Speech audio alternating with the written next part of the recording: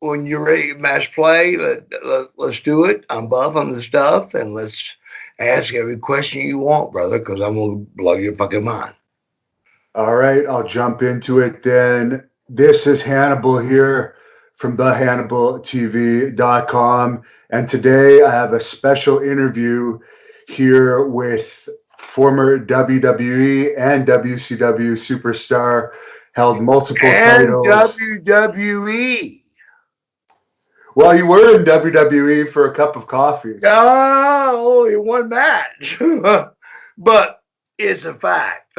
Yeah. So WWE and WWF and WCW, but I don't get credit for that kind of stuff. That's cool. Go ahead. Well, here he is, Buff Bagwell, formerly known as Marcus Alexander Bagwell. Yes, yes, yes. Gosh, when I heard that name the first time, bro, it was out of Dusty Rhodes' mouth. And I actually got called Mark. I didn't like the word Marcus. I didn't like it as I was growing up. Okay.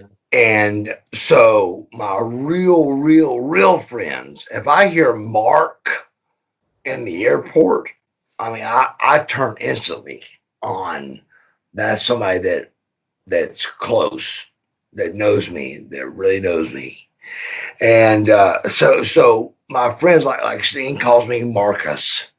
Les calls me Marcus because that's what they know. But there was also a Mark, and the first win I ever had on WCW ever was against Rip Rogers and Rhubarb Jones. Look it up.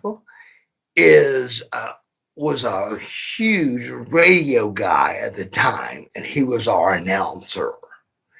And I was in the back getting a win on Saturday night WCW, bro. I mean, we're going to go much higher in this interview, but that that's unbelievable. Bro, it's straight up. It's unbelievable. It's lucky. It's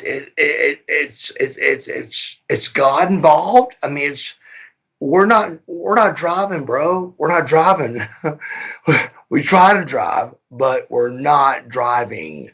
But I mean, honest to God, dude, you got to realize that you know all these fans came out and saw Mark. So when he said the winner of the match, Mark Alexander Bagwell, I went straight to them as a baby face. And keep in mind, I'm just fucking trying to have a job.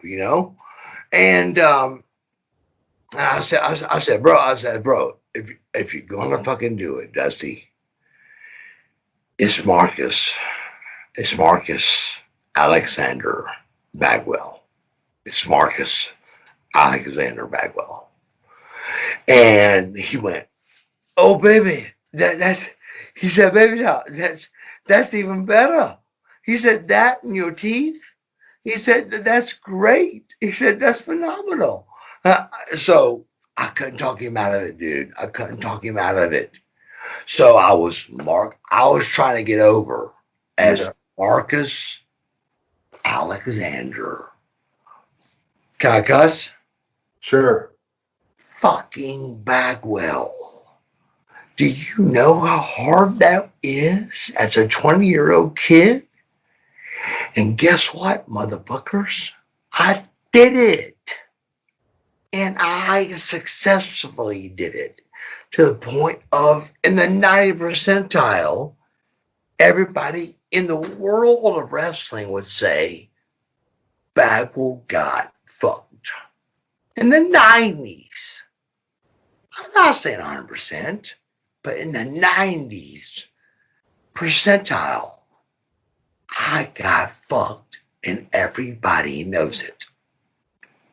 That's simple. It really is. It's crazy. Now, you mentioned Rip Rogers. I've interviewed him. How was he to work with? Oh God, he was so great, dude. The catch, the catch to my career being good was I was able to wrestle guys like Rip Rogers, Cactus Jack, uh, Eddie, hot stuff, Eddie Gilbert. I mean, just stars. I was coming up and they're going down just like what's happened to me now. I'm going down and there's stars coming up. And you try to hang on as long as you can. And but it just the GWF is where I learned to work. I walked in the dressing room and the heels and the baby faces were in the same locker room. And I went, wait a second. You guys can fucking talk about this and kind of map it out a little bit? And they start laughing. To the point of, fun laughter, but still, before that, it was meeting outside. I mean, if you could, meeting outside a skating rink in front of 20 people, bro, and we looked horrible. It was horrible. God, it was so ugly. It was so ugly.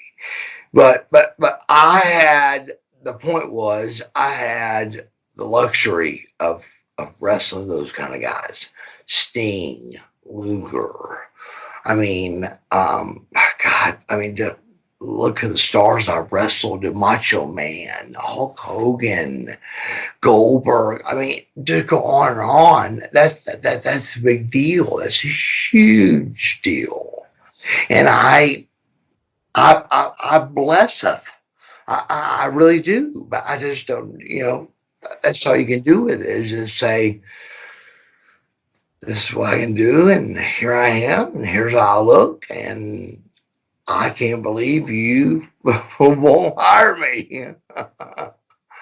Speaking of your look, how are you staying in shape these days? You're obviously known as having one of the best bodies in wrestling. Oh, oh my God, dude, dude!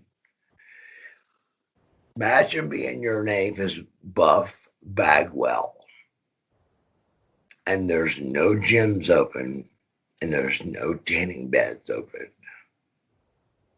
So I'm about to blow my fucking brains out. I swear to God. I said to our friend the other day, and he goes, he said, I wish you wouldn't say that, being so negative. I said, I've been saying that since I was 16. It's a saying, I'll blow my fucking brains out. But he was worried like I was, going to commit suicide, and it was just stupid. It was dumb. But um, I did have the luxury of wrestling the top guys, dude. Kurt Hennig, Macho Man, Hulk Hogan. God, I'm forgetting names that are Barry Windham. I mean, just over and over, I can keep notes of it, but at the same time, I worship the guys, and I always come up and show my gratitude and shake their hands and say hello and I love you, and it means a lot to me. How you doing, and are you feeling okay? And it means a lot to me. It means so much to me. And then the coronavirus comes in. Are you fucking kidding me? I mean, it's just crazy. You're catching me in a really, really vulnerable time, because Marcus Bagwell tells the truth on every subject, every time. He don't kind of lie. He don't white lie. He fucking tells it like it fucking is. And so people a lot of times they don't believe that. You know what I'm saying? So it has a lot going on, and hear me out. We're all going through this, bro. Right this fucking second, you should be 6 feet from somebody that you're probably not, and so should I, which I'm not. And I mean, what the fuck do? You wash your hands and you hope. It's really, really the worst situation I've ever seen in my life. I'm 50 now. I'm 50 years old. And I'm telling you, as Buff Bagwell being 50 years old, I'm telling you, this is big. This is big, bro. And I think it's going to be bigger. I really do. I really, really do. Do you know anyone that's caught it? Any of your friends? No, I've got nobody knows that has it. Thank God. I don't have it. Thank God. So nobody. I just been, and of course, of all times, I fall over my dog and I get stitches. You can see I'm bruised right here, and my nose is also. And I fell over my dog, and I had to go get stitches.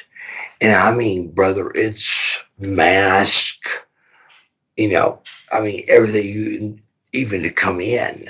Visitors come in, unless you got a mask on. And I get it. I understand. I mean, you're at a medical, place, and but I talked her in. I said, please, tomorrow's day 7. Can you just take the stitches out now? It's day 6.5. Take them out. And she goes, you're making me feel bad. I'll take them out for you. And so I got two things on one time. But it's been crazy. So just everybody's at home and they're depressed and they're digging and they're trying, but we can lie if we want to. But the bottom line is, it's hard right now. It's real hard. Now, there's a story on the internet that you shot your stepdad when you were a teenager. Is there any truth to that? What'd you say again? I read a story on the internet that you supposedly shot your stepdad when you were still a teenager. Is that true? The truth is, I shot my father, not my stepfather. I've told it in several podcasts. Keep in mind, you can go as deep as you want to go, and everything I say is rock solid. So that's what I want you to know, and the fans to know. I'm rock solid on that. But for example, stepdad, that's not true. It's my real dad. He was beating up my mom. I came down. I gotten big. And I was trying to get big for some reason. I didn't know why. And I still wanted. I don't want to be thin, And I pulled him off of her, and he pulls a gun on me. So long story short, ends up with me shooting him in an arm, and it broke. He said it placed in his arm, and it was a big deal for a long time. But now we're best friends, dude. If you can figure that out, it's just I mean, just he called me 2 weeks later and said, I raised you to take care of your mother and take care of her family. He said, and he said, I really, really, really am sorry. And you did everything right. He said, so, come on home whenever you want. I was living with my brother because I didn't want to go. I'm a kid. And, but yeah, yes, true story is I shot my father. And how did you end up getting into professional wrestling? Missy Hyatt. Missy You Hyatt. met her, and then she kind of took you under her wing, or I was at the pool one day. I was a massage therapist. $10,000. My dad had the last bit of money. He opened up a gym for my brother. He opened up a draw company for my other brother. And they opened up me at 18. What do you want to do? I mean, come on, bro. What do you want? You don't fucking know. You know what you're going to do. So I came up with massage therapy thinking I'd go to sports, sports stuff and make a sports thing, and it just, I was watching these guys that looked like fags, queers. They're a,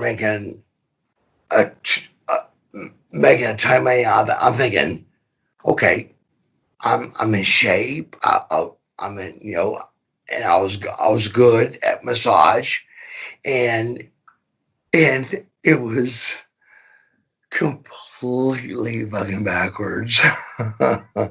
I mean, women would walk in and go, "Oh my god," and walk out, just walk out.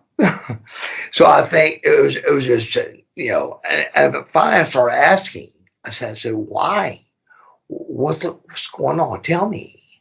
And they say, I'm embarrassed, I may be fat, or, so me being somewhat attractive, it turned them off. And the homely guys with the piece shirts on and the flip flops and that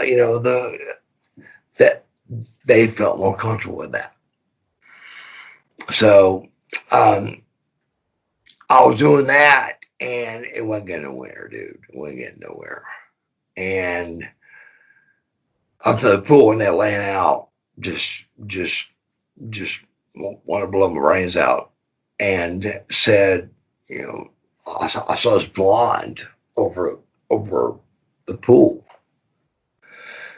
I said, damn, big boobs, blonde, knockout. I was like, damn, pretty girl, but I'm engaged and all that. And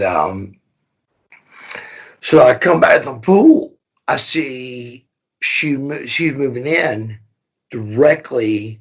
I can remember the numbers: 1504 and 1505. She was directly across from me. And so I thought I didn't think. I said, "Oh, that's just a coincidence," That night, knock on the door, and she goes, "I got to tell the truth." She goes, "Yeah." She goes, "I saw your husband or your fiance at the time, and he, good-looking guy, all that." And I said, "Move me to wherever he is living." And this was, she was getting divorced from Hot Stuff, Eddie Gilbert. And so, so that's why she was moving in. But she told on herself, she goes, "Do you know who I am?" And she goes, "Miss Hyatt." I said, "Sweetie, I'm sorry, I don't know who you are." And she goes, or, wrestling. I said, those guys don't make no fucking money. And she goes, our lowest paid guy makes about $100,000 a year. I said, do what? Can you say that to me one more time? So when she said that, I went to WCW school down Griffin. It was $3,000 to actually go with Sarge and all that, and go through the squats and things that just didn't make sense, like in school when you were doing Q plus Y equals XYZ pi. You knew that wasn't going to help you in life. It just wasn't. And the same thing, I'm sitting there and they're whispering and stuff. I didn't know they were calling some spots they're going to do, but it was a hellhole, $3,000. And so I go home and I go, Misty, I said, Misty, first of all, I ain't got $3,000. Number one. I said, number two, I said, it's a shithole, and they were talking behind my back. She goes, listen, that they were calling spots, and and she was telling me, explaining it to me. So Missy really helped me a tremendous amount. She really did. She was top notch, bro. She really was. And then I saw, I pulled a gun on hot stuff Eddie Gilbert with a pink G string on and a 45 automatic in my hand. Swear to God on my life, they were fighting on my grill and the door and everything. And I said, hey. And back then, a gas grill was a big fucking deal, bro. I mean, yes, well, that's the one you saw. And I said, hey, motherfucker, get off my fucking grill. Turns around, it's Eddie. And I go, I said, I had to switch hands from my gun. I go, Eddie, man, I'm such a big fan, man.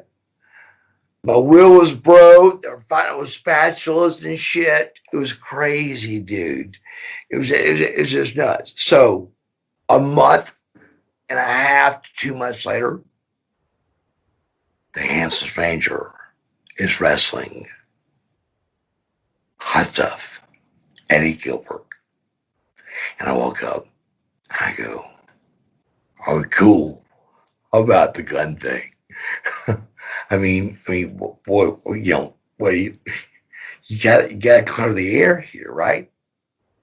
So, I mean, and we're on ESPN, 4:00, great time spot, all that. And it's, oh shit, I don't give a fuck. That's cool, totally cool.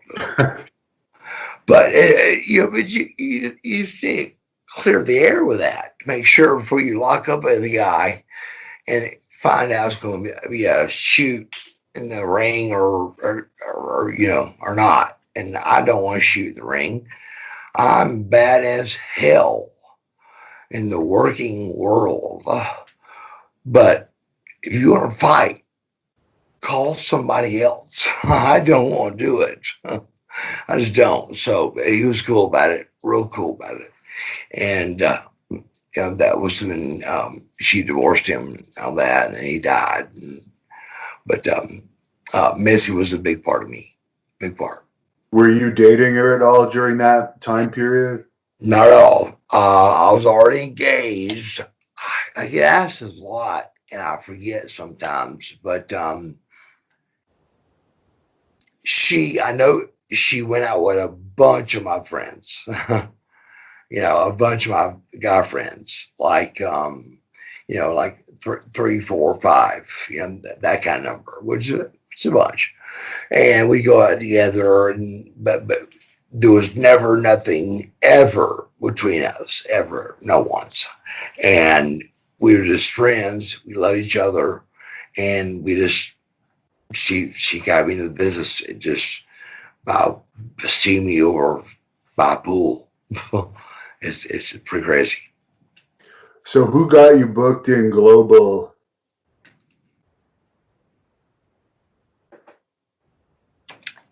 Joe Penasino, North Georgia Championship Wrestling is what it's called. North Georgia Championship Wrestling, I think, is what it's called. And on Channel 69 in Atlanta. And it,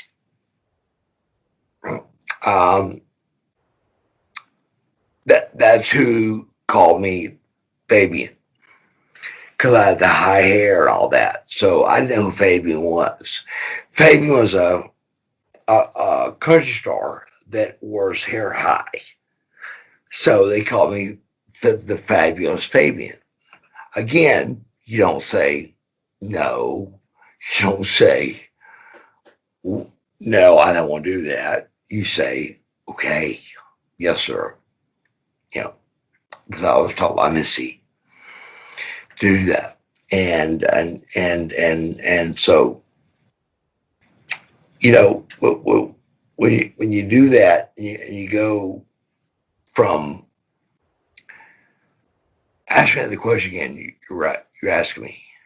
I was just wondering how you went from training at the power plant to getting booked for global that I think was on ESPN at the time. Yeah. Long story short is it's just ESPN was going to be the third best. It's going to be WCW, WWE, and it's going to be GWF. No doubt about it. Contracts are getting ready to be, given out and all that kind of stuff. So we got me, Raven, and Patriot. They were up for the first three contracts. That was a big deal, and everybody was talking about it. Well, I think Raven got his, and then I got a call saying we're closing down. And I was like, oh my God. The same day, I swear to God, Magnum PI called me. And he goes, this is Magnum PI. I go, who? And I mean, Magnum Dusty's assistant. Yeah. Magnum TA. Yeah. Yeah. He goes, Magnum TA. I was like, and he called me off guard because I was in shock already. I just got told, the company's over and all that. So he said, Dusty wants to meet with you. I said, I'll be there, So I went down and he wanted me to finish out global, but I begged him. I said, bro, please don't make me do this. Just if you're going to hire me, and let's go from there. I said, please. I said, I don't want to do 2 more weeks. Something's going to end. We know it's going to end. Why do that? And he liked me. He loved me. And Dusty, God rest his soul, he hired me 30 years ago. So,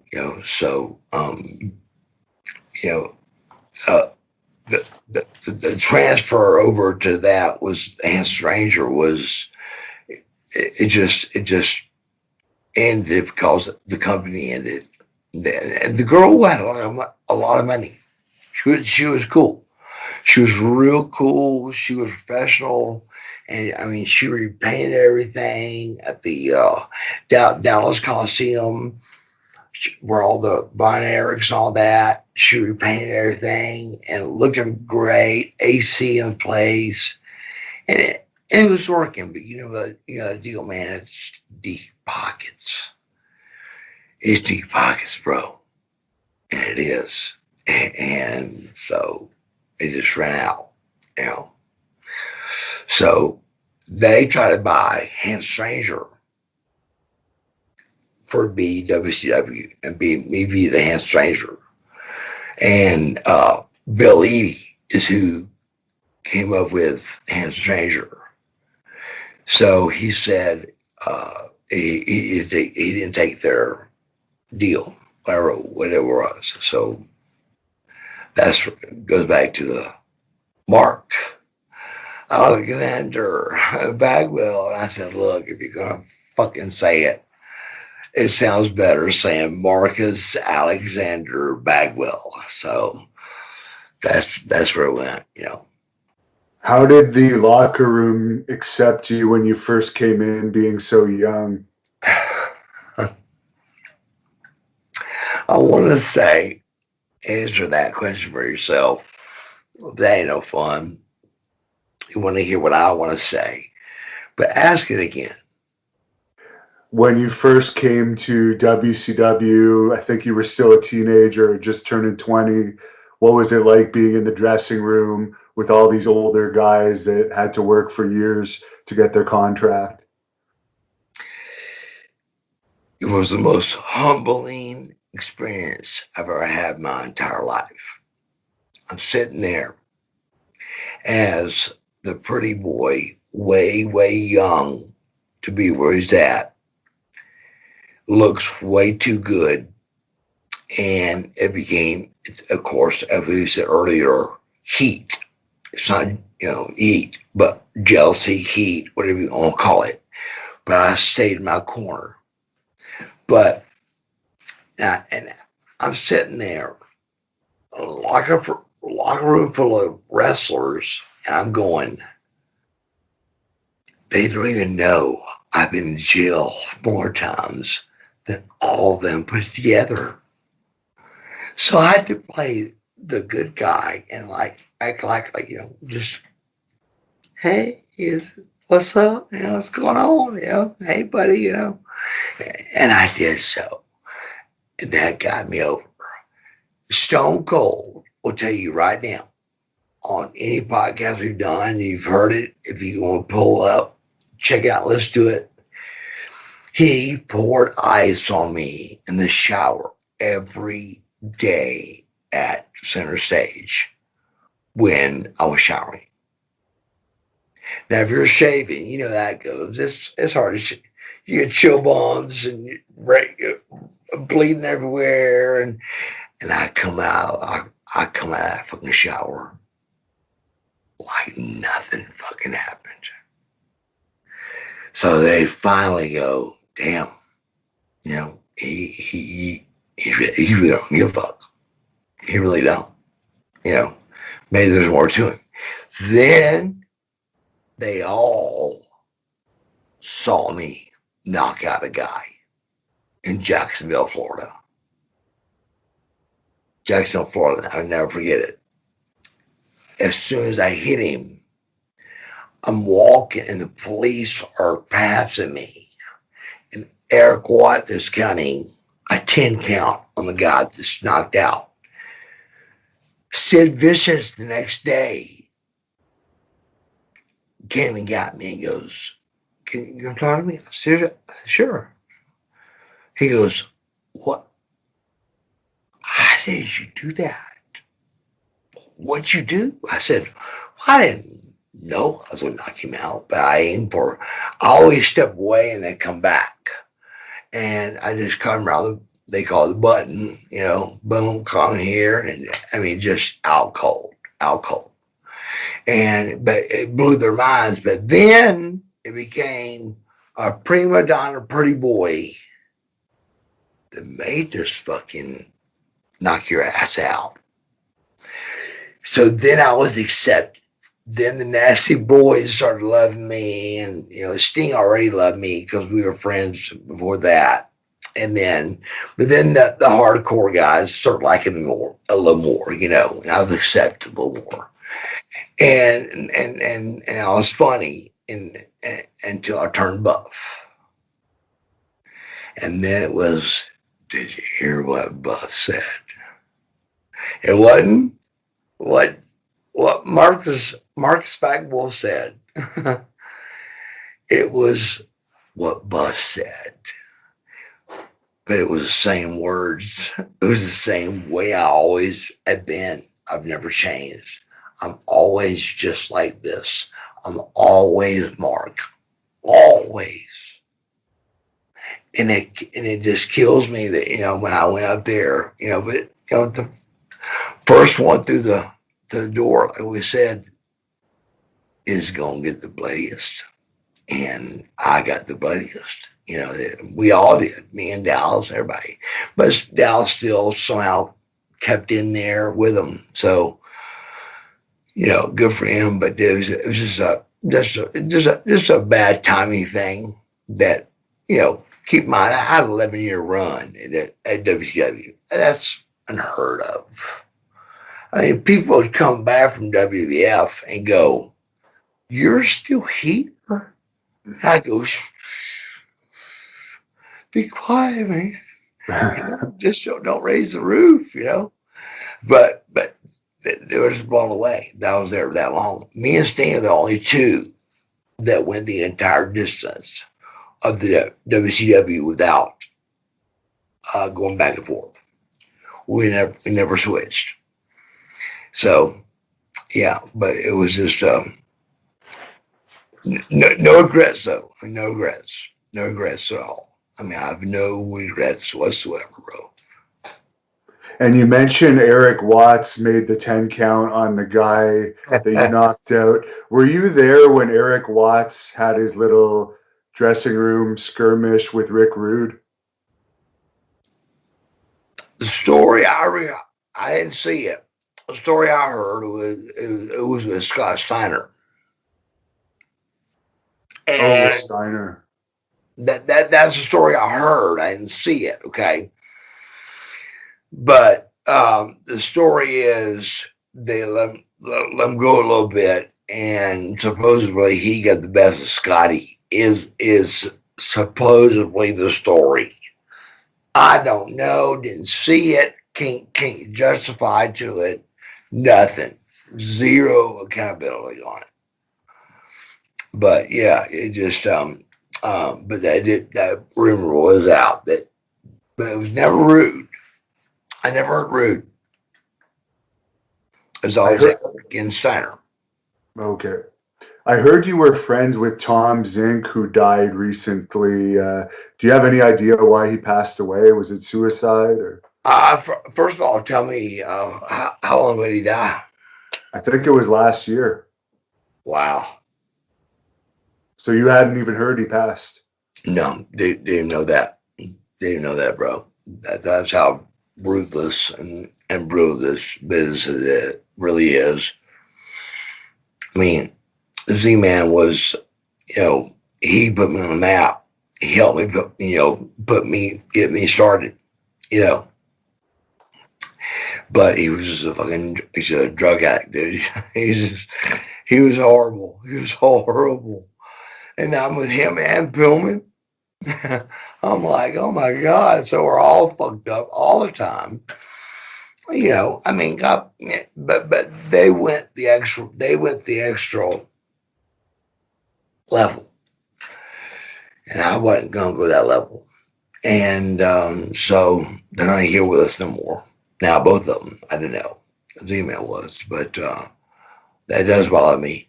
He's gone. Yeah, that's because that was the first really cool thing Marcus Alexander Bagwell did. And then they did the Sting coming out and saving me every time. And then they did that. So that hurts a little bit. Yeah, he was a good guy. But your question about Z-Man was what?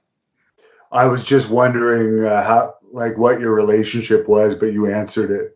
Yeah, I did. I really did. I mean, we never talked. We never spoke, not one time.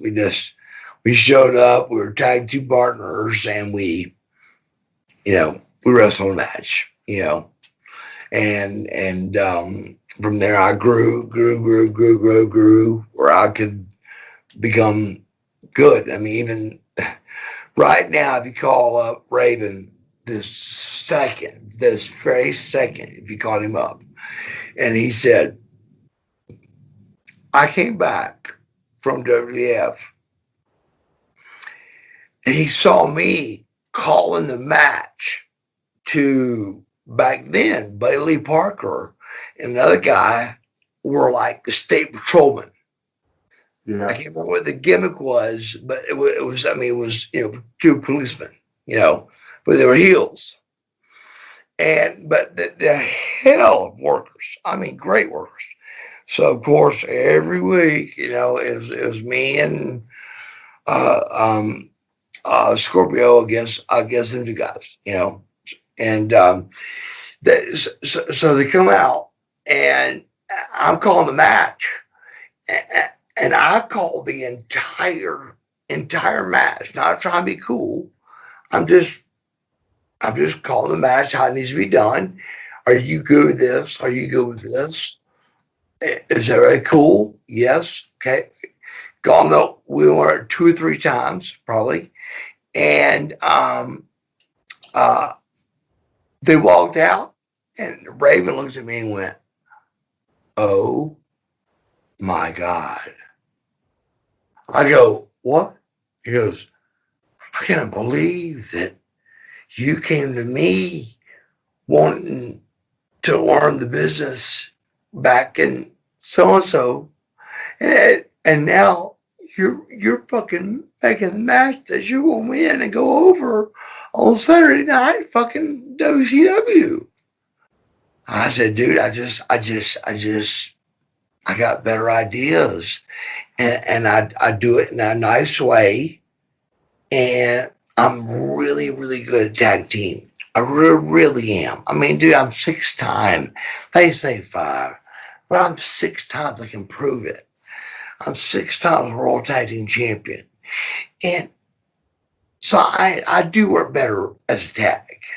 Singles is a little bit hard for me, a little more because I've done so much tag. Because you can come in and go wide open, and then you can tag out, and you get his breath. And you come back right back in, and you're wide open again because you got your breath for a second. But when you're out there and you got snap mare and do a rest hold, which I explained to my girlfriend what that was, a rest hold. They got a hold on the guy, but they're trying to get their breath. And that's all it is. It's a rest hold, and you can't do it without it. So the tag team match should be the best match you see of the night. It really should be. I think so. And Scorpio, he's wrestled for our company up here in Canada. I've done a few interviews with him. The most recent interview I did with him, he said you guys made up after not But getting along for a long time. How did you guys end up making up? this is crazy. I don't even know how. I really don't know how. We just He just came up, we hugged, and then my girl loved him, and then we were out having drinks and having fun, and he was just great. It was great to see him, man, and that's a Scorpio that I knew. So I really think he just did that maybe to try to get something going, or somebody had him, and maybe trying to get him going for an angle or something, maybe. But I mean, none of that happened, and he knows it. So that's why we love each other and made up, and it wasn't that big a deal. I mean, when we walked up, I mean, it was just instantly a hug and what's up, what's up, what's up, and so and I'm glad of that. That means a lot to me. That really does mean. I mean, we were tag team of the year, bro, and in '92, and the same year I was a rookie of the year. That's a big deal. It don't sound like shit when I say it right now, but it's a big fucking deal. When you say you're the rookie of the year and you're the tag team of the year, that's a pretty big fucking deal. So do what you want to do with that as far as wrestling fans, but that's how I feel also in my heart. What was your favorite match teaming with him?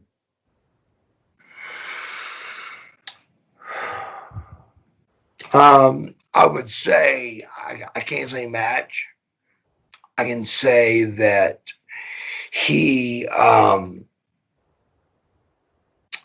Shanghai Pierce and I can't remember the guy's name. Tex Slazenger. Tex Slazenger, you go, motherfucker. Tex Slazenger and Shanghai Pierce, Mark Canterbury. I remember, and that was Dennis something. And but yeah, I think me and Scorpio, our best matches were with them, but we had some really good matches with Army.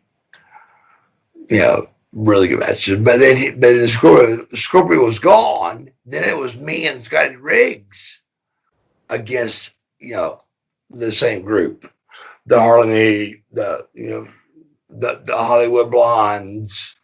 Those are always great matches too. I mean, because Steve and Brian Bill, they were great, So how were the female fans when you were doing that American Males gimmick? Because it seems like you probably would have had a lot of groupies approach you during that time. you know what? I didn't see anything or feel anything when it comes to that. I really don't. I never ever went, oh my God. It was always kind of the same. There was times girls would come and find your door and knock on your door, and you learn to change your name at the front desk, and you just learn as you went, But I never was really mobbed. It's just if I went to the bar, it was over. It was, you know, every girl in the place was all over me. And then it turned to every guy in the world was all over me, but in a cool way, not any other way, but cool. But they would come up, and our front row was turning from girls to all guys. And I'd be at a bar getting selfies with dudes, and girls are like way on the outside. I go, can we let a couple of the girls come in? But they were just so enamored, bro, that the what's it called right now? The kids group we're in is called the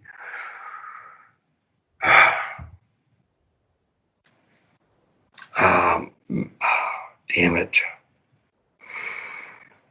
The age group we're in, the age, it's called. I don't remember what it's called, but I know what you're talking about. Yeah, but that really is, what it boils down to is they knew me, from that, and because millennials, and the millennials is because they still kind of remember me. So because of my age, because that helps out a lot. Everyone remembers your American Males theme song. It was a little cheesy, but people like it. What were your thoughts on it? My thoughts on American Male song is, if you listen to it without the words, it's one of the coolest things you've ever heard in your life. With the words, it's absolutely ridiculous. I mean, it's just ridiculous, but still, it's still getting talked about. So, bad publicity, good publicity, whatever you want to call it, it's still getting talked about. So, but still, I got a video. It's the American Male video that's out that you can find, and on your Gmail or whatever, your computer, you can find it for sure. You go to it, and it shows that American Male video, and it's us, but without the words. And it shows us throwing footballs and doing guy things, and it's one of the best things I've heard in my life. ever done in my life. And I noticed they still have the song on iTunes too, so it's got to be selling. But why do you think Scotty never really blew up like you did after he kind of fizzled away after that team broke up? Oh God! Again, I want to say you answer that, but it is day one. As soon as it came to me and asked me, I went straight to Scott. Um, Scott Riggs, which keep in mind, I I named him. It was me that decided of his name was going to be Scotty Riggs, American Males, and you can wear earrings and have beards and be a baby face. You can do it. Terry and them finally bought into it. And so we had to hurry up fast to it and all that. And so we go to Orlando for our first thing, and I said, look, just bring a pair of jeans. You gotta go buy a pair of white cowboy boots.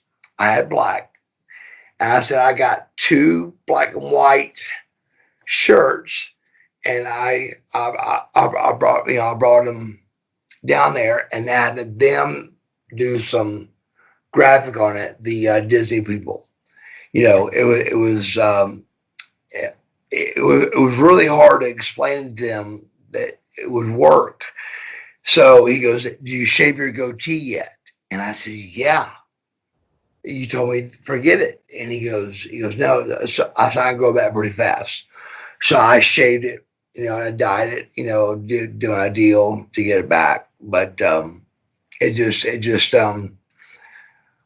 Scott Riggs was a really, really, really, really good guy, and he was great. He was one of my best partners, and I think we won the belts twice with him. And you were also great partners with the Patriot, Dale Wilkes.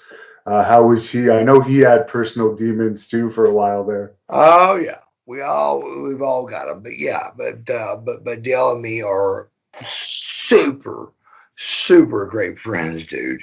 He's such a great guy. I love him so much, and he loves me so much. He's a great guy, and you know what? He always backs me up and talks about the jealous, not he thing. He's with me on that. He understands that, and he knows it, and he's willing to say it though. Where no one else will for me. My friends won't say it, and that's okay. But he's a great guy. Dale Wilkes is a great guy. And by the way, it was Dale that I won two with, and Scotty I think won. I think. And Tom Brandy kind of stole Dale's gimmick and does it out on the independents. What do you think about basically having his gimmick stolen by somebody? I called Dale and I asked him. I said, what do you want me to do? I don't know what to do. I said, we're tag teaming, and I know that you got major heat with that. What is it? I mean, tell me what to do. And he said, like I would say, he said, do what you got to do. He said, do whatever you got to do. He said, he goes, I hate him. I hate his guts. I wanted to beat him to death right now. I mean, he was mad. He was mad at him. I remember that. Those words, I'm not sure, but he really was mad, and he was mad at the situation of him taking over the Patriot, and then him, and him not. I mean, he actually has pictures. This actually Dale that he sells. So I'm like, dude, I called Dale. I said, Dale, what I do? Tell me, bro. And I can't remember exactly how it ended, but it was where do what you gotta do. You know, we all gotta make a living, and I'm not gonna be there because that's not the Dale Wilkes Patriot, and miss out on $1,500. You know what I'm saying? So I think it ended up like that. I think. Now, when you switched to the Buff character, how did that whole situation happen?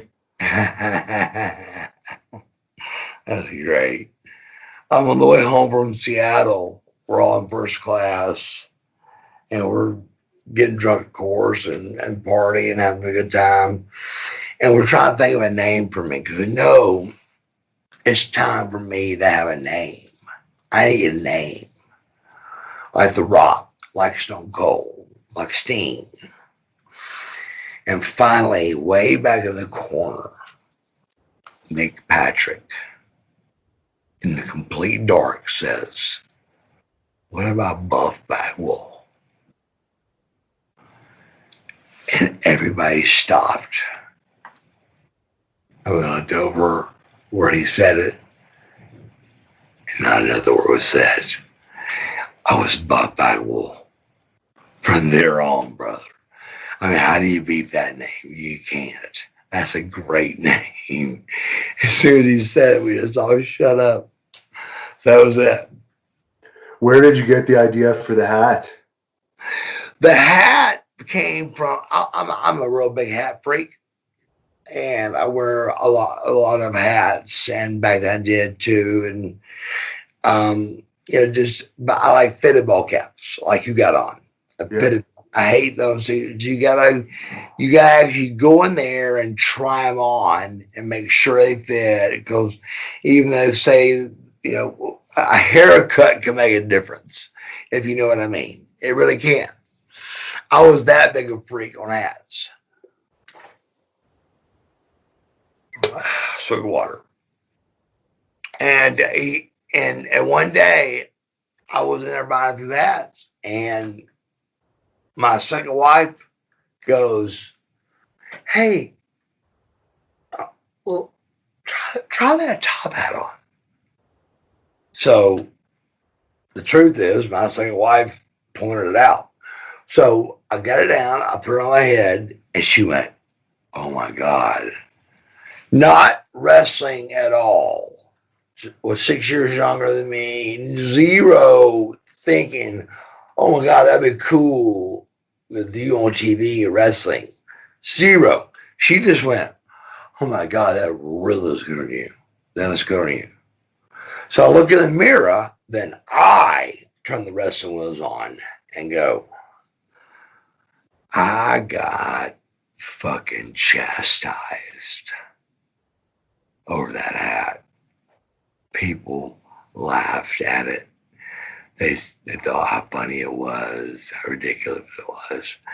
And now there's top hats on action figures. So, no offense, I just picked something lucky and got it. My mother came up with the top bin. Oh, that's cool. My mother came up with that idea, which really made it cool. But the problem is, we couldn't sell them. We couldn't sell them. If you remember, I was in the magazine that had buff hats, but it was those simple NWO ones that you turn around backwards. And then they cut me out of that. But you can't.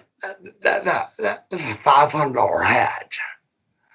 I mean, minimum. By the time you buy it, paint it, gas money to go get it back, all that, it's priceless, really. So I've sold a few because I've gone, brother, you don't want the price. And he goes, yeah, I do. I go, okay, $2,000. Boom, boom. And I took the hat off my head and handed it right to him. Because that's worth it. But God damn, it ain't worth it. Break even, freak. And it's just not. Now, you were also really close with Lex Luger on camera and off camera. Could you tell us any stories about him? God, a million, dude. I mean, you want to ask this? Why don't you make him a little more, like direct? And because I got a million. Well, any stories about training with him? Okay, training, great stories. We go in the gym one day, and we're there. He's 280, and he is just enormous. And I'm Mark Alexander Bagwell still, and he's walking around going. He owns the gym we're training at, by the way, which is the best gym in the world. And he's going, we're getting ready to work out after I've already waited on him for 30 minutes because I was just Marcus Alexander Bagwell training with Lex Luger, man. Are you kidding? Just sit down and shut up. So he came out and I said, hey, man, I said, that guy Pyam, his name was Pyam. I said, that guy Pyam got his pro car the other day. And Lex looks over at him and he goes, he's too short. I said, Lex, easy, bro. I'm not exactly a skyscraper here. And he went, you're acceptable. That's the Lex Luger that I know. That's the total package. That's the total package. So when I see him where he's at now, it risks my heart out. It risks me apart. I try to go with him on his being nice and doing the Christian thing and all that. But he really was the total package, bro. He was. I mean, let's think about it. Nobody saw a body like that on TV. Nobody. He was the first body, real full-fledged, head-to-toe bodybuild body that was on television ever. And then we all kind of learned it and got lean and started getting carbs out. And then me and Scotty got real in shape and all that. But it's hard, bro. It's hard. It's really hard to seem like that. But every time I see him, he's got a smile on his face. Dude, I love him to death. Love him so much. Him driving, me a passenger, and Les in the back seat. That was 3 or 4 years. I mean, I'm the one that was with him when he said, hey, should I get it cleared up with Macho? I said, yes. Now, and we're in Chicago, Illinois, and I watched him do it. I watched him do it in Chicago, Illinois. And he walked up to him and just basically told the truth, which is what I do on everything I do, including this interview. And he goes, he said, I'm in love with Liz, and you guys ain't together, and do you mind, And so that was cool. That made the heat not so bad. But Lex was still married, so that was a whole other story that he lived through, and Liz dying, and God bless him for what he's gone through. But to be every time I see him, smile on his face, and just the happiest guy in the world. And he stays busy. By the way, he stays busy, bro. I mean, it's unbelievable. He stays booked. So it ain't like he can't get around. He's in a wheelchair, but he gets around, brother. He has legs, liver. He's still the total package. He just now is more Lawrence fault.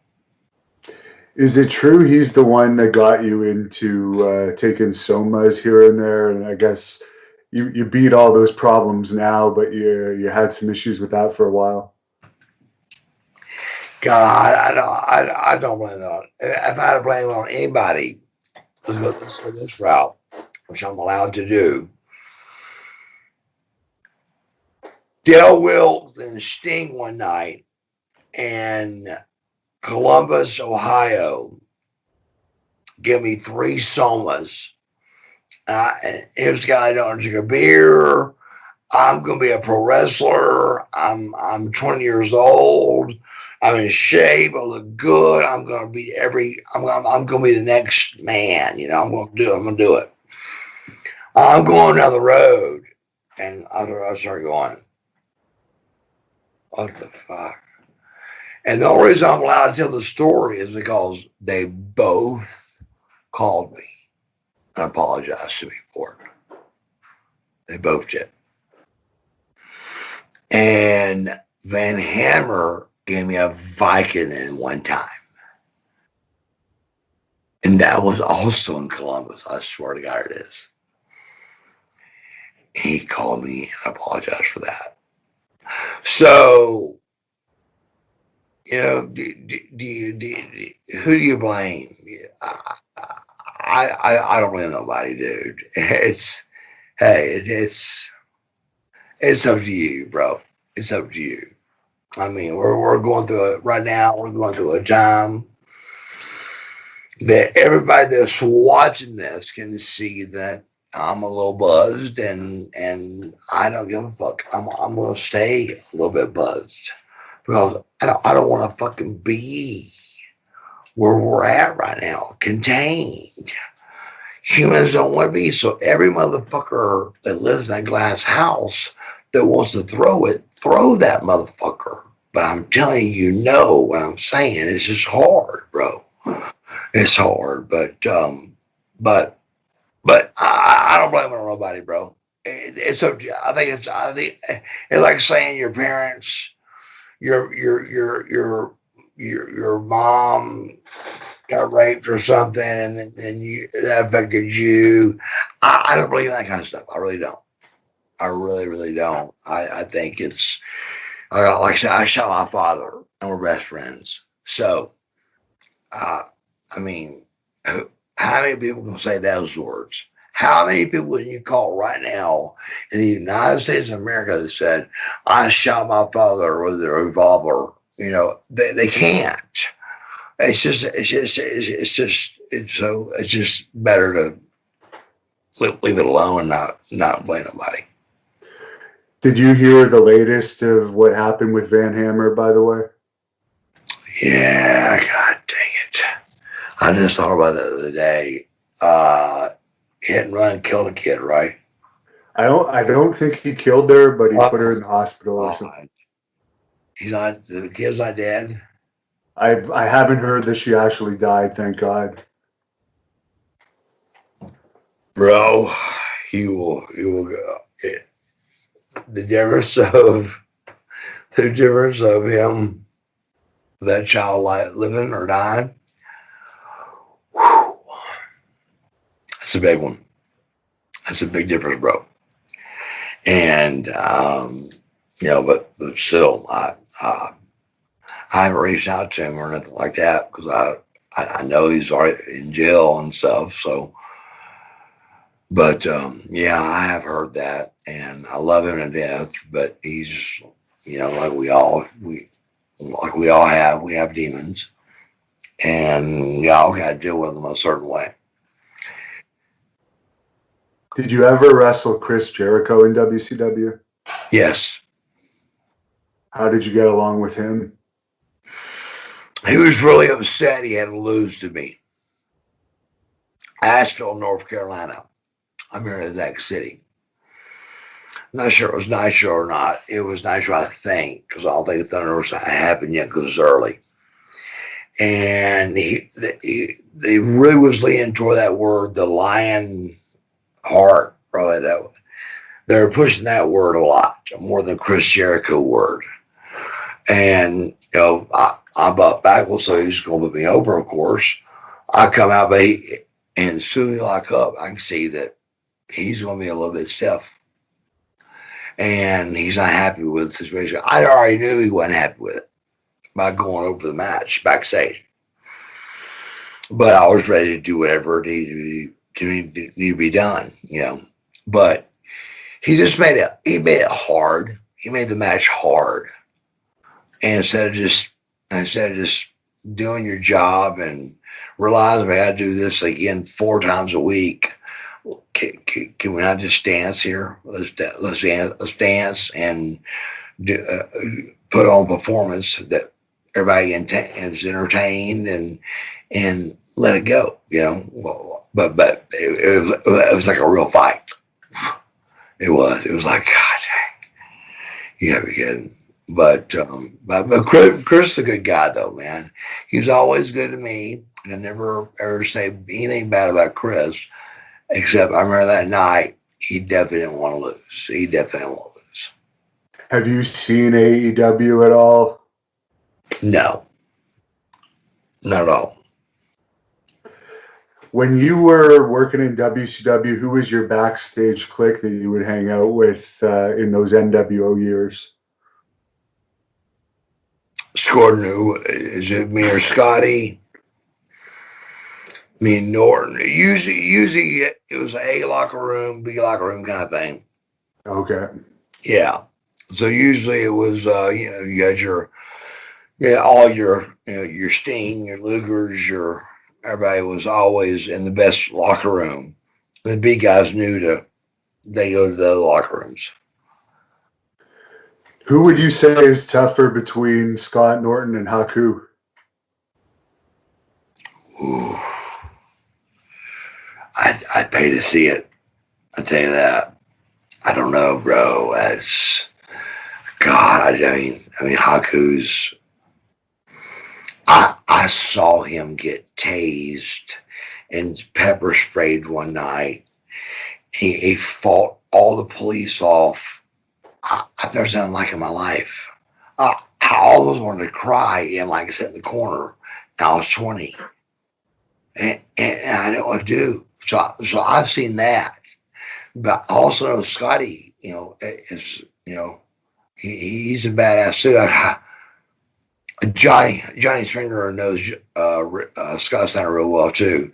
I said, if Scott ever starts tapping his finger, I said, watch out. I said, that's not good, because that's what broke us up.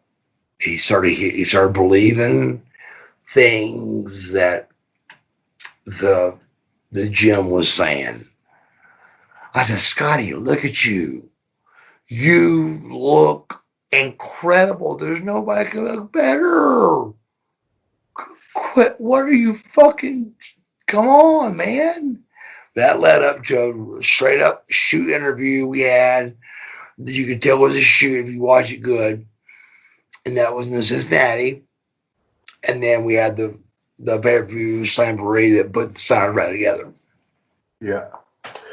Did you see the Scott Steiner thing with DDP backstage when DDP jumped him over Kimberly or something? We're waiting at the live interview spot with Gene Okerlund, and Scotty is trying to rip Dallas Page's eye out at Richmond Coliseum 40 feet away. So we're starting here 20, 10, 9, 8. Before it got ready, he was right in place. And nobody knew. He just tried to rip out Dallas Page's eye. And we just played it all well. Me and Lex already had what we're going to say. So I just got you to go first. And then me and Lex ended up because we already had the ending. So we had a plan for the ending. And so he made it in with his headgear and everything. And back then he was still no chest problems or anything. He looked so great. I mean, he was one of the best bodies I've ever seen. It really is. I mean, one of the best bodies ever.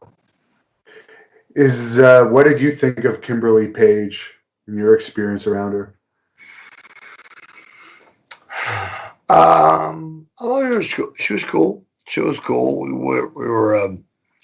were put in a bad situation, trying to make an angle out of me screwing his wife, which was, you know, Dallas came up with, which is fine. It was a good, well, why not do it? But the deal I didn't like was he wanted to fool the boys, you know. So, so we had a full fledged real fight in catering when everybody was eating. And the next night we're in Little Rock, and I'm sitting beside Kimberly, and all the guys are going. So they're buying into this. So I get it. I'm with them. I mean, my $200 shirt's ripped off. I got a black eye. He got blade lip, and we did 2 good bunches each. And but here the problem was, you know, the guys came to me because they knew I told the truth, because I don't lie. I mean, like, I can't tell you the doors that have closed that have gone at me, you know. And I'll go, look, man, please don't let me talk about it. I don't want to talk about it. Let's just don't talk about it, you know. And I put up with all they could, and finally they ganged up on me and they said, tell us what's going on. And I just couldn't hold it back no more. I can't lie like that. And they knew they knew I would come with something like that. They knew he did, but that's not a bad thing. It's a great angle, and it worked, and it made big ratings for WCW. But still, you know, it's still just, you know, when your boys are coming at you every day, you're going, please, man, come on. I don't know. She's cool, but, you know, I'm playing along. I'm trying to play along, but finally it just ended, man. Just basically with the company. Did you have much contact with the Ultimate Warrior when he was over there? No, he was real. Matter of fact, he was the only guy I can say in my 30 years that was an asshole. 30 years of doing this. He was an asshole. He would have his own room. I mean, Buff Bagwell, take me how you want to take me, has talked to the Ultimate Warrior no more than 2 or 3 minutes. And he was there that much time. He stayed in his room and limo and had his own catering and all that shit, man. But got paid $750,000 for like a certain amount of shots, certain amount of shows. And it was cool. It worked. I dug it. I'm telling the truth. He wasn't a nice guy. He didn't come up and say, hey, man, nice to meet you. I mean, you know, he just wasn't the same guy. How did Hogan treat you backstage? Great. Hogan was always solid, man. I've always talked great about him. Always. Hogan was just one of the best. And he would go out to catering with us. He had his separate dressing room, of course. But still, dude, we'd walk in and we walked in his dressing room or his bus or whatever he had. We walked in and respected, and he respected us. And this is when it was, 7 or 10 of us. And then it got watered down, as we all know, and that's when, but still, at first, that was cool. Going in that room with Hulk Hogan, and so he's always been straight up, man. He's always been really cool, really super cool. And you and Goldberg are both from Atlanta. I'm gonna guess that you got along well with him. I loved Gilbert, but he got mad at me over something that's not true. Lex came to me and said, "You've got heat with Harlem Heat." No, it wasn't Harlem Heat. It was somebody else. Did you eat with so and so and Bill Gilbert? Keep in mind, Lex is doing this, okay, and we all know it.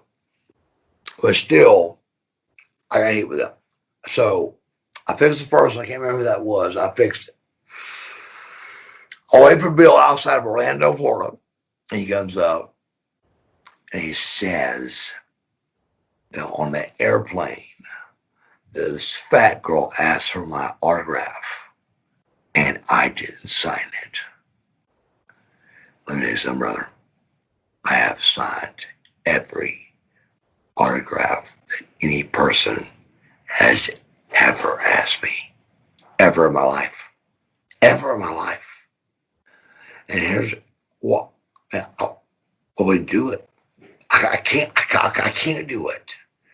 But I had to sit there and go, okay, I'm sorry about that. And shake his hand and like, no, I didn't do it, bro. I didn't do it. I just don't do that. I'm always the one they come to do interviews or extra things because commercials, Capital One, credit card commercials, because now the rest of the guys don't want to do it. They don't care the money. We're all rich. We're all rich. They don't want to do it. It's time out of their day. Now, for Eric Bischoff, what did you think of him overall when he was in charge of WCW?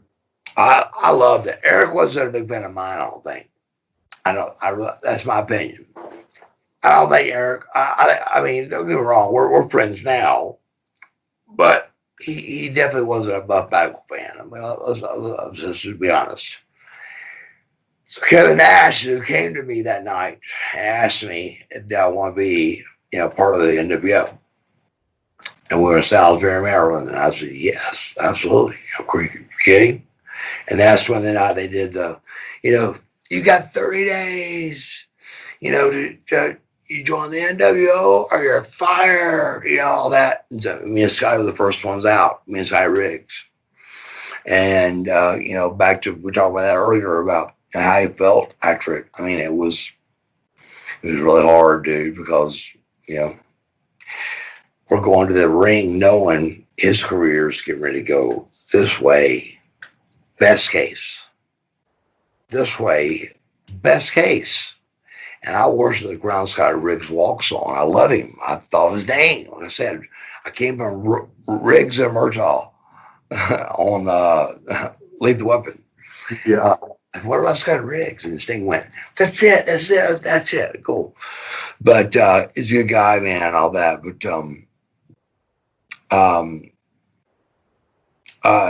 what were we saying? About Eric Bischoff. Yeah, Bischoff was great, dude, phenomenal. But at first he didn't like me, dude. I don't think. And then we got to riding bikes together, and he saw I was a Harley guy. And then once again, the prima donna Punk was really been in jail, shot his dad, and pretty much a fucking rebel. And I had to play like I wasn't. I really was Buff. And even one night, we're all dancing at this party, and he goes, Marcus Bagwell. And I said, and of course the boys, the boys, of course, and as soon as they come down, as soon as that quiet again, I go, how does it feel that a fag gets more pussy than you get? The boys lit up laughing, oh God, that's great. So from that point on, we were solid, man. And what about Vince Russo? That started off good, but it isn't bad. I mean, not like face to face bad. Just, I think I know it was bad. It's the only time I had to ask Sting for a favor. In all the years I wrestled, I had asked Sting. We're in Atlanta, Georgia, at George Dome, and he said, "Are you?" He'd been gone a while. He'd been out of town and gone through some some personal problems and all that. And so he was doing that. But he showed up in Atlanta. It was a big show, you got 80,000 people, you know. All of a sudden, I see NWO Red walking around, t-shirts. Think about it. You're Buff Bagwell, and you start seeing NWO Red t-shirts. Oh, and I mean only a few. You know that deal. I pulled Sting in the back. I said, listen to me. I've never asked you to help me one time in our 11 years being here. I said, something's going on. And they're either making a separate wolf. They called the Wolf Pack. I told him what I knew.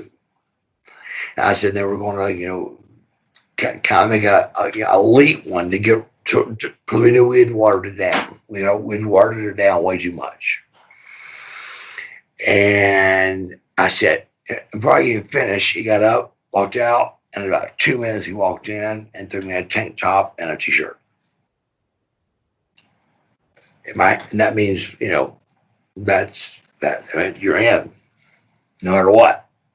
So don't say anything else. Don't go to nobody else. You got t-shirts. You're into it. You WO. You're Wolfpack. You're good.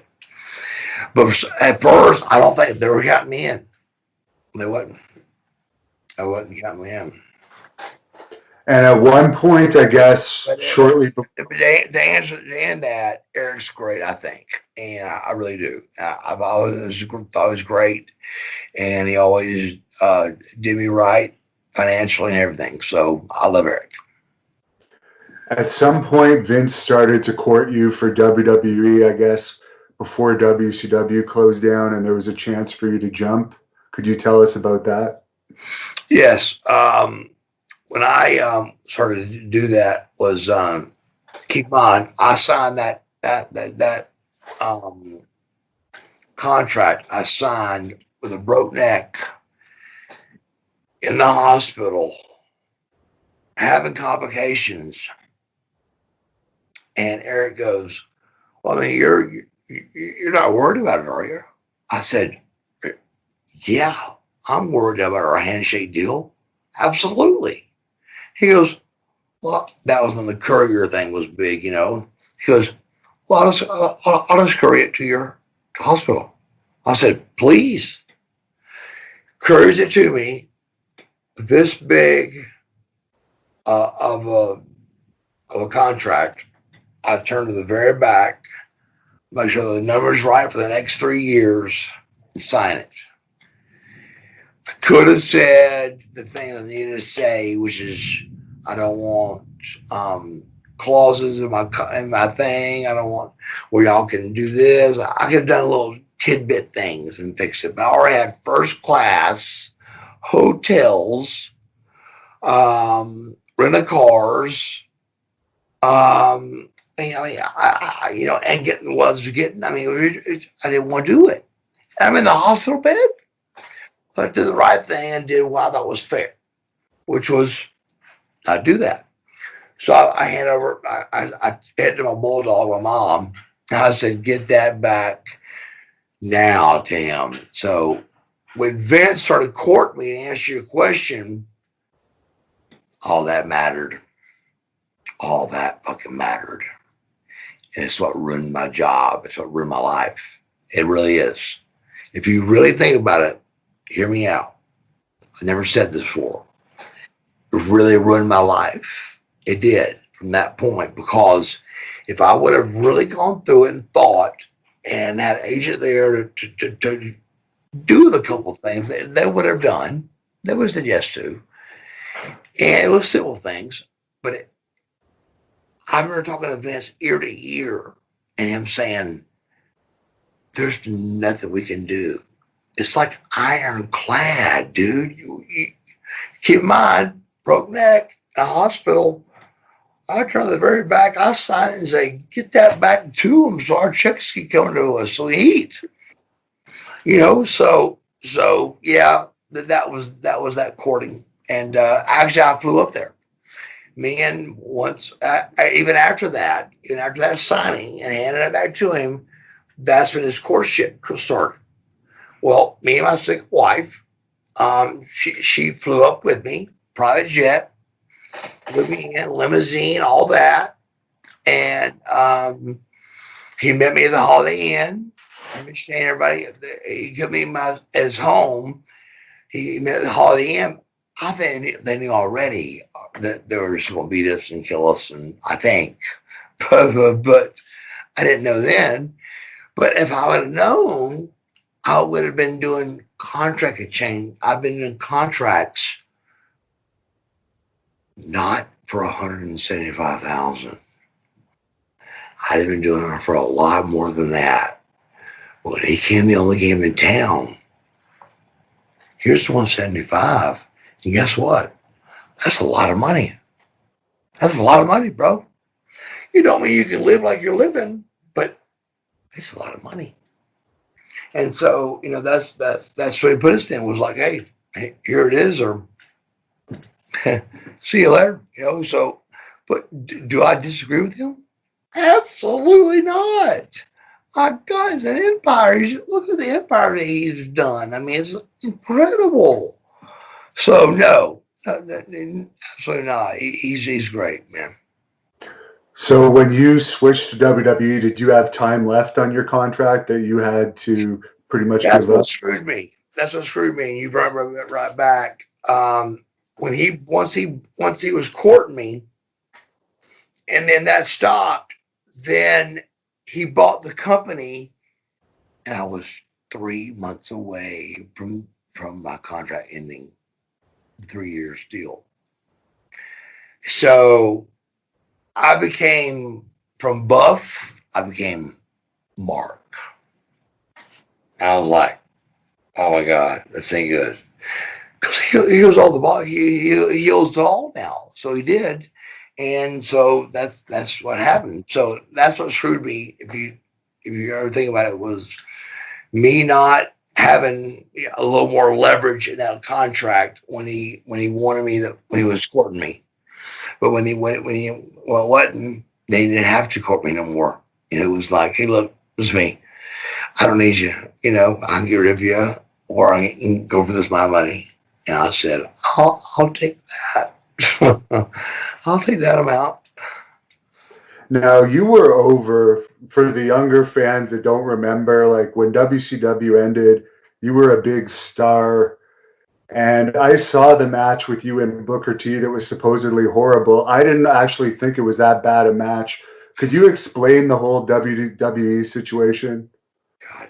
Hey, Cher, can you bring me a Mountain Dew, please? Please. Um, Dude, we knew in Tacoma, Washington, the week before Atlanta, that I got fired. We knew then it was over. We knew. We're whispering. Me and Booker are next to each other, and we're whispering backstage. Why are we main event? Why are we? Why are we doing this ending? Nobody's came out and give us a finish, which is when you're WWE and you're main event, you go in the finish room and y'all talk. Stone Cold came up and told us what to do. Stone Cold was God, so we did it with what he told us to do, and that was Darren. He might start making his comeback.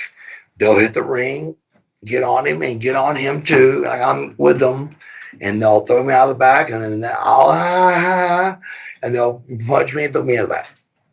And then they said my mother called and let me, to get me out of the shows. When that night I wrestled Booker, I had 20 stitches in my head. That I had to get somebody to Sharpie in. They Sharpied it in so they couldn't see it. But nobody wants to talk about that. They won't talk about the other. But long story short, it really, you know what, dude? It wasn't that bad. It wasn't. It was a pretty good match. I mean, come on. I mean, it was basic. It was simple. It was WCW style, but still, with under the circumstances, the stress we were under, we're getting booed, everything else. I thought it wasn't that bad, man. I mean, I really didn't. Who do you think had something against you in that company to cause all the heat that you had? What I've been told I won't say who told me, but it's a high person. What I've been told is Triple H is my heat. I don't know why.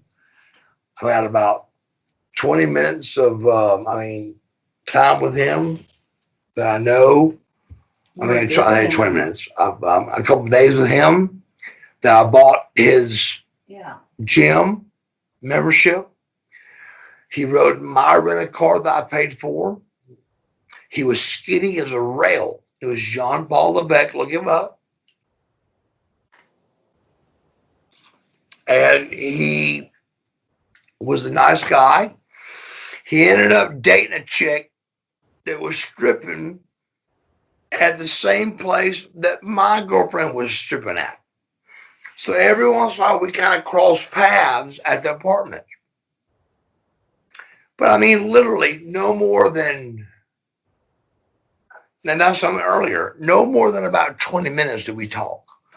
So whatever the heat was between me paying for a rental car and paying for a gym membership, him trying to make me believe that this new barbarian workout was working, that was one set as heavy as you could go and you were done, and he was skinny as a rail. I don't know. I don't know how it happened. I don't know what I did or what I said, but it is what it is, bro. I mean, I was 30 years old at the peak of my game. They fired me, bro, in Atlanta. I mean, what do you say? I mean, there's nothing else to say. I mean, it's unbelievable. And then they put out that Heat Seekers DVD where I think you and Lex Luger were on the cover, and I guess they buried you. Oh, we were on the what? The cover. The cover. Put the Heat Seekers on the cover. Isn't that great? I even told these two guys that work now as the Heat Seekers. I said, dude, take this name. You're crazy not to. I said, I wanted me and who I wanted was me and Lawler's kid, Brian Christopher. I wanted us to be the. I mean, if you said, this is your wish, it will come true, I would say, I want me and Brian Christopher to be the Heat Seekers. And to show us, spraying each other, tanning, shaving our backs, all that heat-seeking shit that it does cause heat that does cause heat on me. But it's also money. It's money. So why not let it be heat and let's make some fucking money, dude? Let the crowd fucking hate me. Either get booed or get yayed. Motherfucker, it's one or the fucking other. If you're not getting one or the other, then you're fucked. Right. That's simple, bro. Just like I said, just let me just try. I mean, damn, I'll get it. I just don't get it. Have you seen Jim Ross at like an autograph convention or anything since? Yeah, we made up. We did the hug makeup thing. What about you and Shane Helms? You had that fight. Have you guys made up since? We've done the hug makeup thing 2 or 3 times. Now those stitches, those were from him throwing a water bottle at you, I guess. That's the word. They threw it. He hit me with a rock solid frozen bottle of water. He hit me in that, and my head fucking split open, of course. But I even heard the other day, a guy was really taking up for me about the match with Booker and all that. And he said, him and Helms didn't get in a fight after he threw some water at him. I was like, threw some fucking water at me? This motherfucker hit me with a ton of bricks. A brick, basically. But I wasn't looking. I was walking away from him. I don't want this to get out and to be ugly. And if he hears this, please don't take this wrong way. I'm just saying that's truth. You didn't throw it at me. You fucking hit me with it. You know you did. So let's don't make a big deal of it, please. But boom, he hit me. And the boys started looking at me like, come on. lie. And here comes John Ace and those guys over. They start looking. And Fit Finley was there, and they looked at me and said, "What happened? What happened?" And I said, I looked at 10 or 11 set of eyes, and they were all like begging me, and I slipped and fell because they knew. Well, we thought we knew that I had a job for sure, and they didn't know if they did or not. So Helms is in the bathroom holding a towel on my head. I cried and talking to him. I said, dude, don't worry about it. It's my fucking fault. I hit you first. I'm the bad guy here as usual. Fucking don't worry about it. Fucking it'll be fine.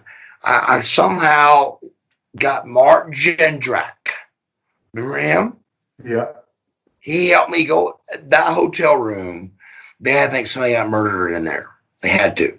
Because I was having to pack all my shit and my head was just profusely bleeding. You can't get it to stop. So finally, I got it on and we got it wrapped up enough to let them not see it when I took off.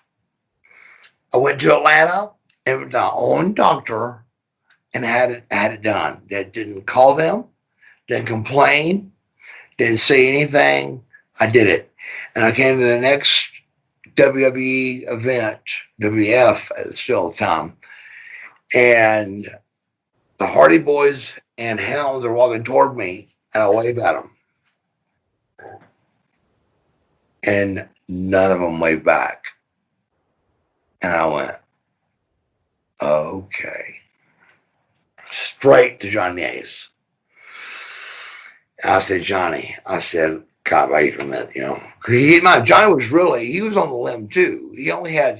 His job was to control 12 guys that WWF had hired. That was Johnny's job. That was it. He had no stroke. He built stroke, but he had no stroke then. Right. He came from WCW, right? He was the Finnish guy there or something. He was the Finnish guy at WCW, yes. And so he goes in. And I said, dude, we got to talk. I said, listen, so I tell him the whole story. I tell him about me and Helms and me slapping Helms and me turning around going, God, you fucked up again. And wham, I get hit. And somehow I don't fall, which I don't have any idea. I really don't. I don't claim myself to be a badass. I've never claimed myself to be a badass. But how I didn't fall, I have no idea with this kind of hit. It was brutal. Why did you hit him to begin with? Is that just past you? We were in the ring and we had the best workout of our day, of our week. We put like 3 guys in each corner, 3, 6, 9, 12. So we put 3 guys in each corner. Okay. And we just would tag in and out and you just call it out loud. But you can't favor your spot. But at least you learned how to run the ropes, and it was 2 feet bigger, and all that. They worried about it being 2 feet bigger than and bothering us, and it didn't, of course. But still, you got to play along. So I did, and so we had the best workout we had. But Helm that day didn't do nothing. I worked my fucking ass off that day, and Helms didn't do nothing that day. And so we're all sitting in the ring, and I'm on the floor with my arms on the apron. And they go, I said, yeah, good workout, man. Good. Thank you, guys. And Helm says something about pills or, something. And I go, you what I can't wait for? I said, I can't wait for your first WWF interview. I said, it'll sound something like this. I said, hey, this is fucking thing, hell. And I said, you fucking can't even talk. I said, you fucking kidding me? Well, he went with the hair next, saying I was bald. And all this is true, so you shouldn't be mad at hearing this. This is just, I'm just telling the truth. He went bald. And I said, look, bro, he was laying on the bottom rope with his elbows. I said, look, bro, we can stop right now, or I can just beat your fucking brains out. Either way you want it. Either way you want to do. He went to speak, like make your next, like, that kind of thing, and whack. I open hand slapped him and it rolled him into the turnbuckle. I walk in, way to go, you idiot. You lost another job. Way to go. You poked it, you blew it again. Whack! Fucking whack. And I took up, I said, guys, y'all have already texted 20 people that you know what's happened. I said, let's don't do this. But I still stuck with it. The guys asked me to do. Went home, got it all done, came back, and when I saw the non-wave, I went to right. Johnny said, Johnny got us all together. And he said, look, you can shake fucking hands, let's make up right now, let's figure this thing out. We got to fucking this thing work. That was the same night that me and Booker were wrestling, you know. And so, like I said, long story short, just common sense. Wait a week and do the invasion in Atlanta. I mean, come on, man. I mean, come on. Nothing else needs to be said if you've watched a wrestling match in your life.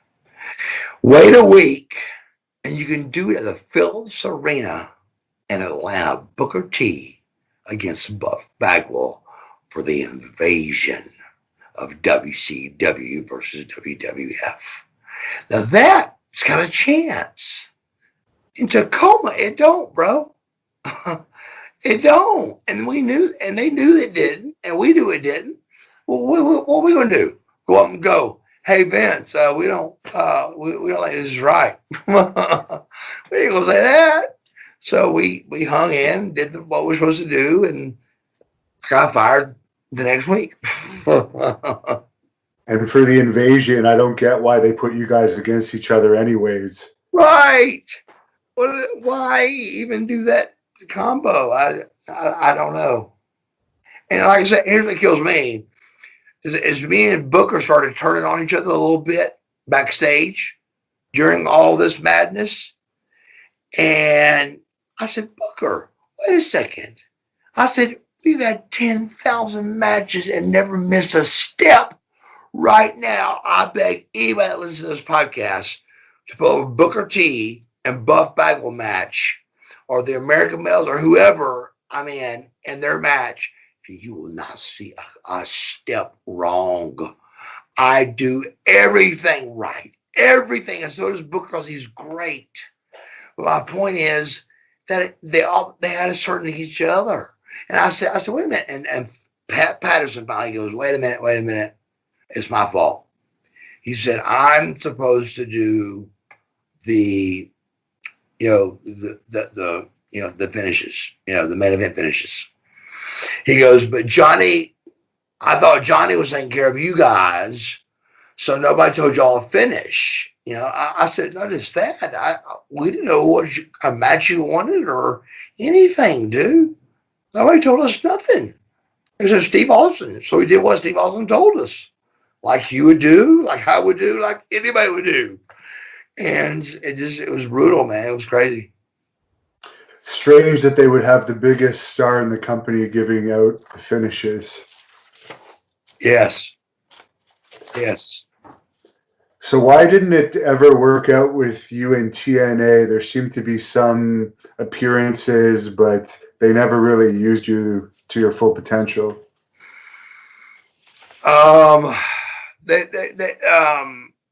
They just didn't. Let's see.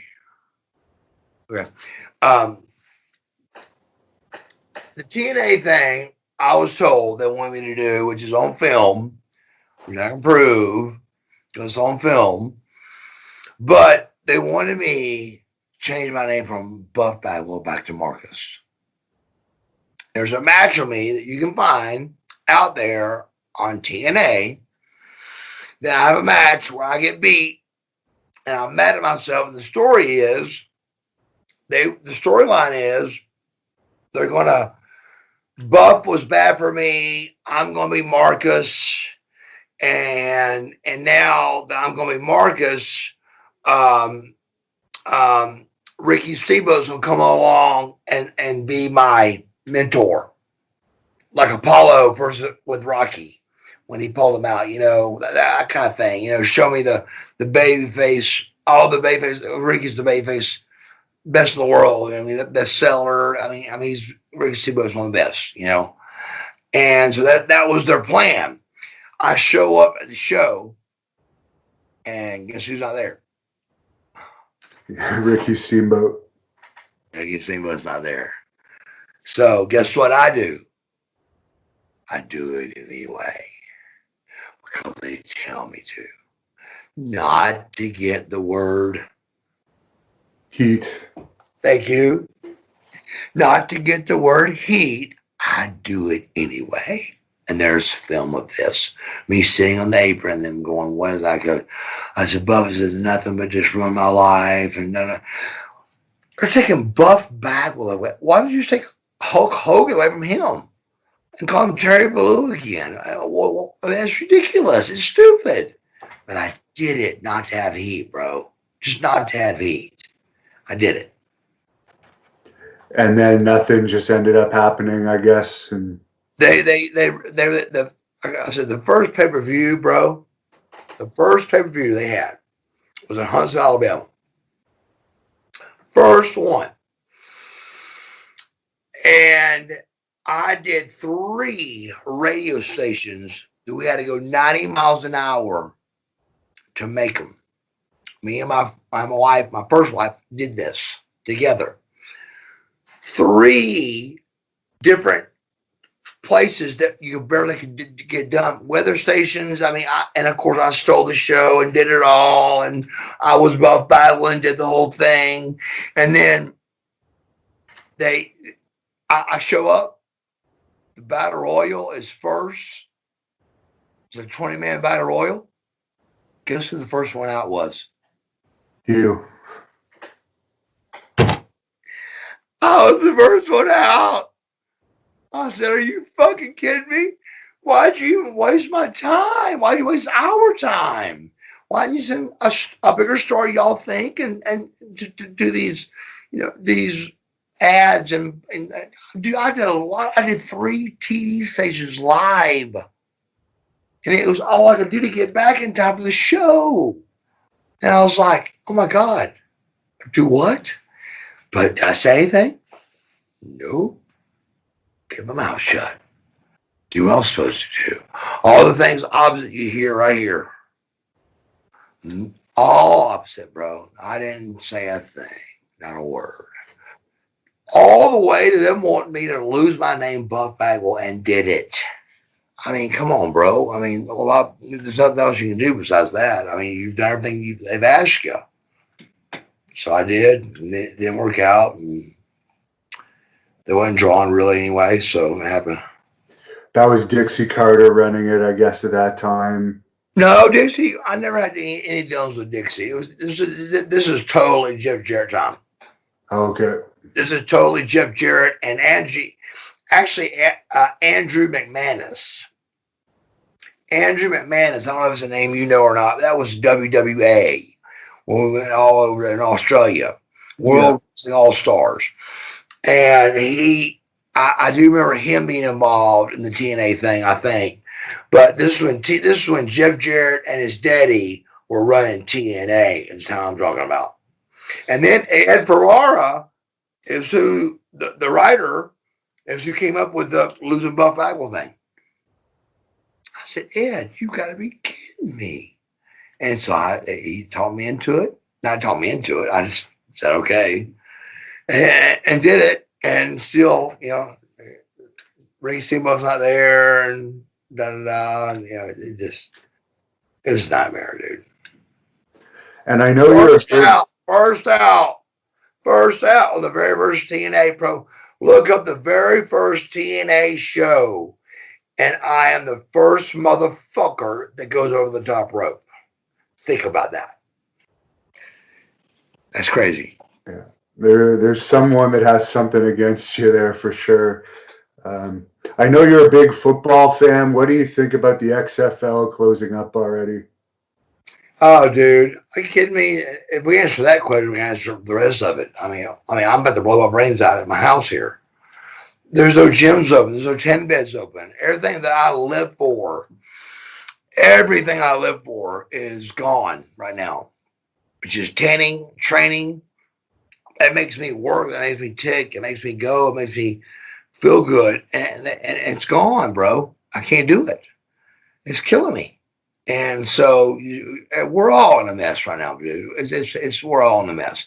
That's why I'm not, everybody's at their story, it just the XFL thing, shit, man. That's just he's already lost he's already lost billions of fucking dollars. I mean, billions of dollars probably. Think about it. What this man's lost, dude. I'm just thinking about it. I have no idea, but just think. Nobody can come to his shows, bro. Are you kidding me? He's wrestling in empty WrestleMania's going in front of in an empty building. I mean, that's brutal, bro. So I hate it for him. I just hate it for everybody. But everybody's suffering, so it sucks. Now, as a guy that always had a great body, what do you think of today when there's a lot of wrestlers that are either really small, some are fat that wear shirts? What's your opinion on the direction it's going? Hey, tell me this: how long have we been talking? Uh, an hour and 45 minutes. That was a lot. I just saw that and want to make sure. Ask the question again. What's your opinion on the direction of wrestling today? There's a lot of really thin Stop. I wrestlers. remember. Yeah. Stop. I remember. It fucking pisses me off.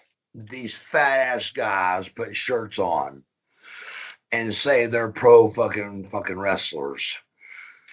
How many times 100 years ago, 50 years ago, 70 years ago, 60 years ago, whatever years you want to pick out, did you see wrestlers in the ring with a shirt on?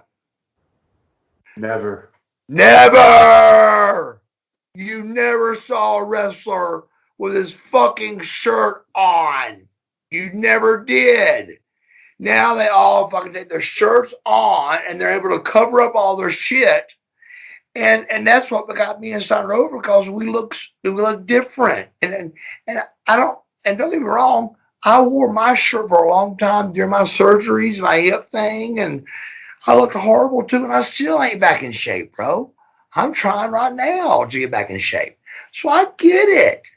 But don't everybody wear a shirt, But then again, at the same time, to dog myself out, when me and Scotty got in shape, they became like cookie cutters, like a cookie cutter, Everybody knew to cut your carbs out and get lean. So your Thorntons, your Bagwells, your everybody, your Cenas, everybody knew the carb and work. No, we're wrong. People think it's different, but it's not. It's the fucking carb and cardio. If I titled a book today that I wrote, it would title Carbs and Cardio. And that's what it is. And people don't realize it, the difference of that. And so it's hard, but still it pisses me off because it makes them cover up their flaws.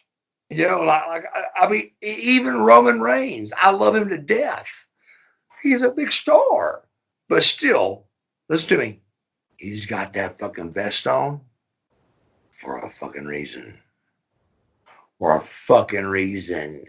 Remember, I told you that. He may not like the way his stomach looks. He may have bitch tits. Whatever the fuck. I don't care what the fuck it is.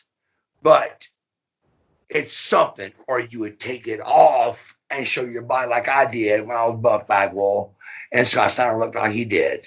You take your shirt off. Now all of a sudden, fat guys are getting over because they wear t-shirts because they're normal. Who wants to see normal in pro wrestling? I don't. I want to see the biggest fucking freak walk out some kind of freak or somebody that entertains me, one or the other, I don't want to watch. Who wants to see a guy in a t-shirt that's got a chalkboard in the ring? I don't. I try to watch when I couldn't. I almost threw up. He had a chalkboard in the ring and a t-shirt on. Dean, whatever his name is, Ambrose, whatever. Yeah. It's a 15-minute segment. And I was like, oh my God. He would even made the dark match for Nitro. He would not even have made the dark match for Nitro. So Vince gives him 15 minutes in the ring with a chalkboard. I just don't get it. That's why I watch and I go, oh God, click away. You're not the only one because I ratings know are I'm low. not. And I guess you feel the same way about Kevin Owens, who they made world champion for a while, wearing the basketball That's the shorts. number one t-shirt guy I got. That's the number one t-shirt guy I got. I didn't want to say his name a minute ago, but you brought it up, so I will. The number one t-shirt guy I got, he's a fucking champ, and he wears a fucking shirt. I don't get it. Now, Athletes is what we are supposed to be. We were athletes my entire career. We're athletes. That don't look like an athlete if you take that shirt off. You're not an athlete no more. You have just lost the whole game, brother. And that's the facts. how has your neck injury, and I think you had a shoulder injury at one point too, how did that affect your workouts? Did you ever fully get back to where you were after this? Oh, my neck is nothing now. My neck is 100%, still 100%. I will knock on wood, just be careful, but 100%, it's been totally fine for years. Keep in mind, I came back from that in 10 months after 2000, after 98. So 98, 10 months I was back. And in 3 months, I was back on TV managing Scotty when I got ripped. And I was so ripped all the time with the hat backwards and all that stuff. And I come out with Scotty. But at first, if you remember, I did the overalls and the t-shirt to cover up because I lost 50 pounds. Yeah. But once they started letting me work out and stuff, I got a little bigger and everything. They let me, and so then when that happened, then I started taking the shirt off a little more and getting bigger and better, like we always do, try to. Now, one last question here, and I'll get to wrapping it up. I heard you had a confrontation with Conrad Thompson at StarCast, and people wanted me to ask you about that. Oh, God, that's crazy. Oh, God. It's so ridiculous. It's hard to even tell. Long story short, we were given a table that we were going to sell our merchandise at. We bought the table. People were walking up with things saying they already paid for a picture of mine. And what does Buff do? He gives them a free picture. Whole time looking at my agent going, go fucking find Conrad, find what the fuck. Scott Steiner's about to flip, so Scott's got the same story. He's right beside us. And I said, what the fuck? So we tried to fix it and all that. Finally, it gets time to leave, and they want to take a cut of my money that I've sold on my own pictures, my own DVDs, my own t-shirts. They didn't have one picture on my desk. It was all my stuff. And they wanted money for it.